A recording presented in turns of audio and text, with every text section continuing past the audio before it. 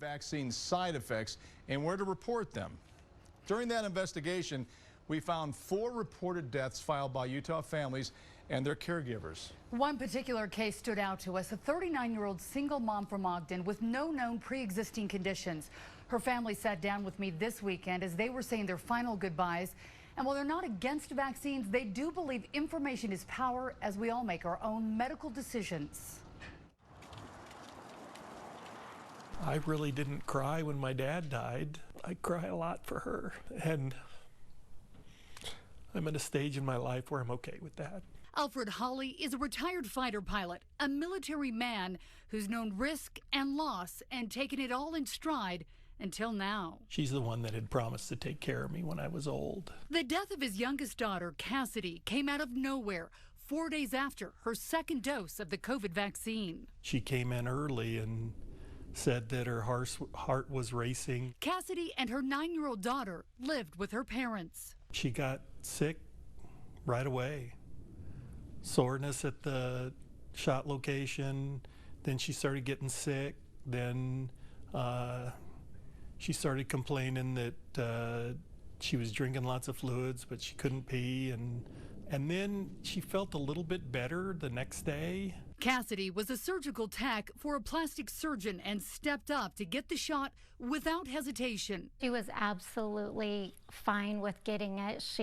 In fact, she told all of us, it's fine, you guys should all get it. Cassidy's sister Kristen lives in Arizona, but the two talked every day. You know, everybody from her work had flu-like symptoms, so we all thought that was normal. Cassidy got the second Moderna shot on a Monday. By Thursday morning, they were in the ER and answering questions. Is there any explanation? And I said that she just had the shot, and they did a blood test, and they immediately came back and said she's really, really sick.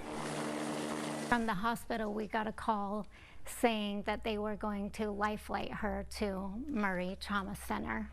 And so I immediately jumped on a plane. At Intermountain, doctors worked to stabilize Cassidy in hopes of a liver transplant. It all went so fast. She was healthy, happy, active, the greatest mom you ever saw in your life. And then she was so sick that she was, in less than probably 12 hours, she was intubated and on life support. And then she passed 30 hours after we took her to the emergency room. The state medical examiner's office cannot comment on the case, but spoke to us about if and when an autopsy would provide answers. Did the vaccine cause this? I think that would be very hard to demonstrate at autopsy. Dr. Eric Christensen, Utah's chief medical examiner, says proving vaccine as a cause of death almost never happens. This was an anaphylactic reaction related to this event, but short of that, it would be very difficult, really, I think, for us to be able to, definitively say this is the vaccine. A more likely result, a lack of answers. We don't see a competing cause of death. Potentially, or it may identify, an obvious cause of death that they just were completely unaware of. She was just fine. She was fine the day she got the shot, and everything changed. She was healthy and good, and then she took the shot. And Occam's razor, the simplest answer is most likely correct. So until I get other data, I have to believe there was something with the shot. Cassidy's death will leave a major hole. Amelia was my sister's world. It was 9-year-old Emmy who wanted her mom's story told. She's grown up a lot in the last 4 weeks since her passing, watching as her grandpa decided to get his second dose. And Millie was begging me not to. There's always risk. You can't make that go away. We take risk every day, all day long.